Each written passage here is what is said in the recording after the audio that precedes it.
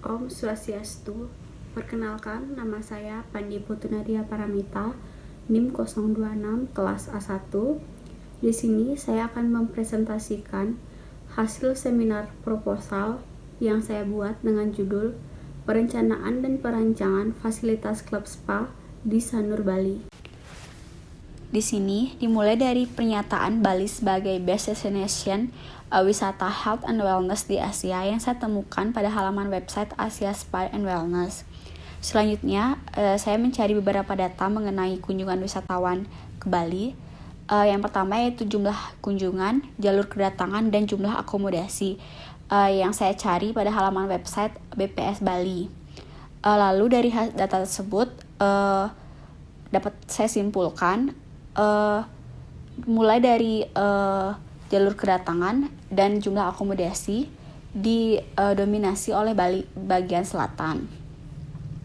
Lalu saya mencari gap perbedaan fasilitas spa yang ada di Bali Selatan, yaitu di wilayah Denpasar dan Badung, di mana di wilayah Badung fasilitas spa jauh lebih berkembang dan sudah memenuhi kriteria spa, sedangkan di kota Denpasar sangat jauh dari kelayakan sebuah spa dan kenyamanan.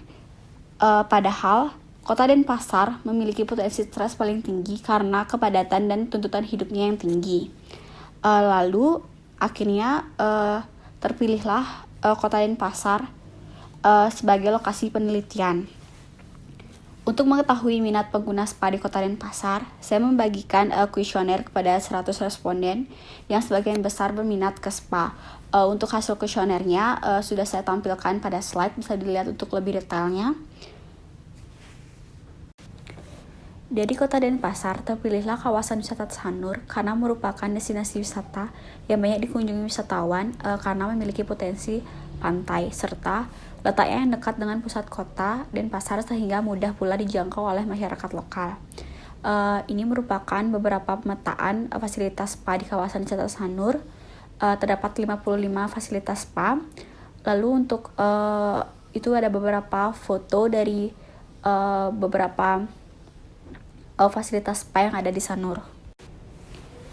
Dari data dan keadaan wisata wellness di atas, maka dapat disimpulkan yang melatar belakangi proposal ini yaitu yang pertama, Bali merupakan destinasi wisata health and wellness yang sudah terkenal dan diakui dunia sebagai destinasi spa terbaik. Yang kedua yaitu potensi alam yang dimiliki oleh Bali.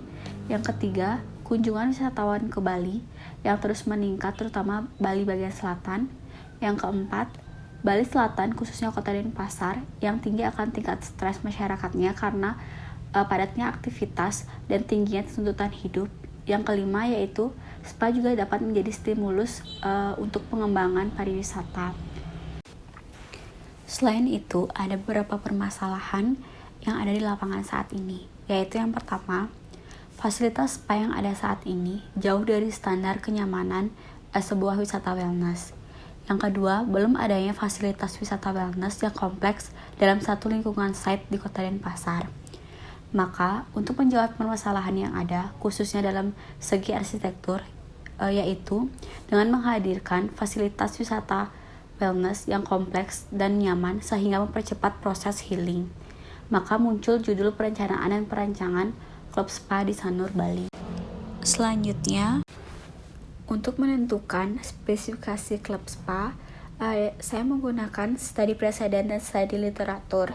Di sini, studi literatur yang saya gunakan berupa buku-buku, jurnal, maupun peraturan pemerintahan yang berkaitan dengan perencanaan dan perancangan sebuah klub spa yang saya akses melalui media elektronik, serta studi preseden sebagai gambaran mengenai bagaimana sebuah klub spa. Di sini saya menggunakan Aqua Sport and Spa yang berada di Jepang, Baby Lawn Garden Spa yang berada di Vietnam, Ryoyoku Yuya Eduyo Spa yang berada di Jepang, Kensur Spa yang berada di Brazil, dan Mango Bay Spa yang berada di Vietnam sebagai objek yang saya tinjau. Berdasarkan studi literatur dan studi preseden tadi, muncullah usulan spesifikasi umum proyek perencanaan dan perancangan fasilitas klub spa di Sanur, Bali Yang pertama yaitu ada karakter pengguna. Yang pertama yaitu ada pengunjung dan pengelola. Pengunjung di sini dibagi menjadi 3, yaitu berdasarkan jenis kelamin, asal kedatangan, dan jumlah. Sedangkan pengelola yaitu ada owner, manager, karyawan, terapis, dan konsultan, di mana karakter pengguna ini nantinya akan mempengaruhi hubungan ruang, kebutuhan ruang, serta besaran ruang. Klub spa di Sanur Bali ini nantinya akan melayani fasilitas, yaitu ada spa profesional, perawatan kecantikan, fitness, yoga center, retail, dan restoran healthy food. Selanjutnya yaitu program fungsi. Pada klub spa ini nantinya akan ada 4 fungsi, yaitu fungsi utama, penunjang, pengelola, dan servis. Untuk lebih detailnya dapat dilihat pada slide selanjutnya, yaitu ada persyaratan arsitektur. Dari studi literatur dan presiden tadi, saya menemukan beberapa persyaratan arsitektur mengenai klub spa. Yang pertama yaitu pola masa bangunan. Sebaiknya menggunakan pola linier. Lalu untuk sirkulasi menggunakan sirkulasi linier. Untuk ruang luar ada 3 item yang harus diperhatikan, yaitu tata letak dan orientasi ruang, lalu lantai dan dinding. Dan ada juga ruang luar, ada 2 item yang harus diperhatikan, yaitu hardscape dan softscape-nya. Lalu selanjutnya ada persyaratan lokasi, di mana saya beranjak dari apa itu wisata wellness, lalu apa itu klub spa, akhirnya menemukan Kota Denpasar dan menemukan Sanur sebagai lokasi yang cocok untuk perencanaan dan perancangan fasilitas klub spa ini. Selanjutnya yaitu usulan konsep dasar dengan pendekatan pengertian, fungsi, dan tujuan klub spa. Maka konsep dasar yang cocok yaitu healing environment.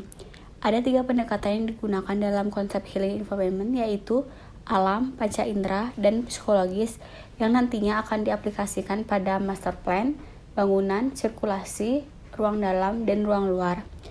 Untuk skema penggambaran pengaplikasiannya dapat dilihat pada slide. Selanjutnya yaitu tema. Dengan pendekatan fungsi, kegiatan, dan iklim, maka muncul tema arsitektur yang cocok dalam perencanaan dan perancangan klub spa ini, yaitu arsitektur tropis. Nantinya tema arsitektur tropis ini akan diterapkan pada orientasi ruang dan orientasi bangunan, rencana atap, bukaan dan ventilasi, material, dan penataan ruang luar. Untuk skema penerapannya dapat dilihat pada slide. Selanjutnya ada struktur, di mana untuk struktur dibagi menjadi 3, yaitu ada sub, super, dan upper struktur. Di mana subnya sendiri saya menggunakan fondasi foot flat, lalu super struktur saya menggunakan kolom beton di finishing dengan kayu, lalu upper strukturnya saya menggunakan rangka kayu. Selanjutnya untuk sistem utilitas, di sini saya memanfaatkan air hujan untuk menyiram tanaman. Untuk skemanya bisa dilihat pada slide. Lalu ada air bersih. Untuk air bersih khususnya di sini saya menggunakan PDAM sebagai sumber airnya. Lalu di sini juga ada pencahayaan. Pencahayaan di sini saya gunakan 2 jenis, yaitu alami dan buatan. Untuk alami nantinya pada bangunan akan menggunakan skylight pada atapnya. Lalu untuk pencahayaan buatannya nanti saya akan menggunakan lampu dengan jenis sesuai dengan kebutuhan tiap ruangnya. Lalu selanjutnya ada penghawaan. Penghawaan di sini dibagi menjadi 2, yaitu alami dan buatan. Untuk alaminya saya akan menggunakan ventilasi. Lalu untuk penghawaan buatan saya menggunakan kipas angin dan AC. Selanjutnya ada akustik. Untuk perencanaan klub spa sangat penting memperhatikan akustik karena klub spa sendiri membutuhkan suasana yang tenang dan nyaman. Jadi nantinya saya akan menggunakan material yang dapat menghalang kebisingan yang ada pada luar ruangan. Selanjutnya itu ada sistem keamanan bangunan. Di sini saya akan menggunakan satpan atau security, pemadam kebakaran, alarm bangunan, dan petunjuk arah. Selanjutnya yaitu ada metode penelitian dan rencana tahap berikutnya. Yang pertama di sini ada penggambaran umum lokasi, di mana lokasi yang saya pilih yaitu Sanur dengan luasan 386 hektare dengan batasan wilayah bagian utara Kelurahan Kesiman, selatan Samudra Hindia, timur Selat Badung, dan barat Kelurahan Renon. Desa Sanur merupakan salah satu destinasi wisata yang banyak dikunjungin oleh wisatawan, khususnya objek wisata Pantai Sanur. Desa Sanur merupakan desa yang berkembang baik dari segi pariwisata maupun ekonominya. Selain potensi dari segi pariwisata, Desa Sanur juga berlokasi dekat dengan pusat kota sehingga memudahkan dari segi akses dan berpotensi akan tingkat stres masyarakatnya yang cukup tinggi dikarenakan aktivitas sehari-hari yang padat. Dengan itu, maka sangat perlu ada fasilitas yang mendukung kegiatan wellness yang kompleks untuk menunjang fasilitas dan mengurangi tingkat kesetresan masyarakat. Selanjutnya yaitu kebijakan pemerintah setempat, di mana kebijakan ini mengatur mengenai perencanaan dan perancangan mengenai KDB, KLB, KDH, dan KTB. Lalu selanjutnya ada metode penelitian. Di sini saya menggunakan metode kualitatif dengan pendekatan yang pertama yaitu Bali sebagai destinasi spa terbaik, potensi alam yang dimiliki oleh Bali, kunjungan wisatawan ke Bali yang terus meningkat, kota Denpasar yang tinggi akan tingkat stres, kebutuhan fasilitas wellness, dan peluang bisnis dalam meningkatkan pariwisata. Lalu di sini setelah melakukan pendekatan tersebut, di sini saya mengumpulkan data, yaitu ada 2 data yang saya kumpulkan, yaitu data primer dan sekunder. Data primer saya peroleh melalui wawancara, kuesioner, dan observasi lapangan. Sedangkan data sekunder saya peroleh melalui studi literatur. Setelah pengumpulan data dan data saya dapatkan, di sini saya melakukan analisis data dengan cara yang pertama yaitu mereduksi data, penyajian data, dan menarik kesimpulan dari data yang saya dapat. Lalu setelah metode penelitian kualitatif ini, lalu akan ada rencana tahap selanjutnya, yaitu yang pertama merumuskan program fungsional, merumuskan program arsitektural, merumuskan program site, merumuskan transformasi konsep, dan desain atau sintesis.